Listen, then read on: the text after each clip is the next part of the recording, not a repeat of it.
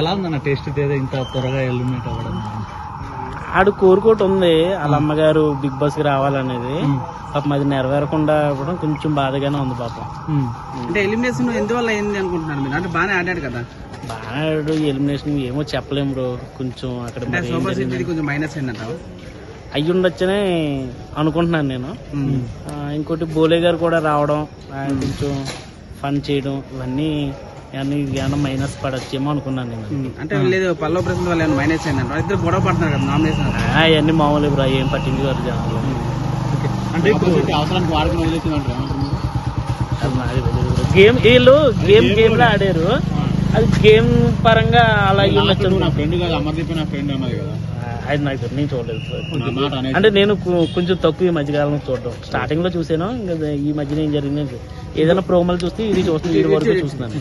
Bro ఇప్పుడు tasty Teja 3వ వారం నుంచి ఎవరికైతే నామినేషన్ వేస్తున్నారో వాళ్ళంతా బయటకు వస్తున్నారు కదా, అది అంటే ఎలా అనిపించింది అసలు? హ్యాండ్ పవర్ అంట ట్రోల్స్ కూడా జరిగినాయి. ఈడు ఫోటో పెట్టి ఎలిమినేట్ అయిన వాళ్ళందరికీ కూడా పెడుతూ వచ్చారు, కానీ ఈడికే జరిగింది. ఒక్కోసారి బిల్ల అటు ఇటు అవుతుంది అంటారు, అలా జరిగింది. అలాంటిది ఏం లేదు. ఈడు కూడా ఎక్స్పెక్ట్ చేసి ఉండడు, ఆడు కోరిక నెరవేర్చుకోవాలనే కోరికలో ఉన్నాడు తప్ప, వాళ్ళ అమ్మగారు ఎప్పుడైతే ఈ బిగ్ బాస్ కి రావాలని 5లో ఉన్నాడు, సడన్ గా వాడే షాక్ అయ్యి ఉండొచ్చు అంతే. ఇందాక ప్రోమో ఒకటి వచ్చింది కదా బిగ్ బాస్ బాస్, అది ఇంకా చూడలేదు. ప్రోమోలో 7, 9, 12 ఈ 3 వారాలు దాటేస్తే నేను లాస్ట్ వరకు ఉంటాను అన్నాడు. నేనైతే టాప్ 5 కన్నా వెళ్తాడు కదా అనుకున్నా.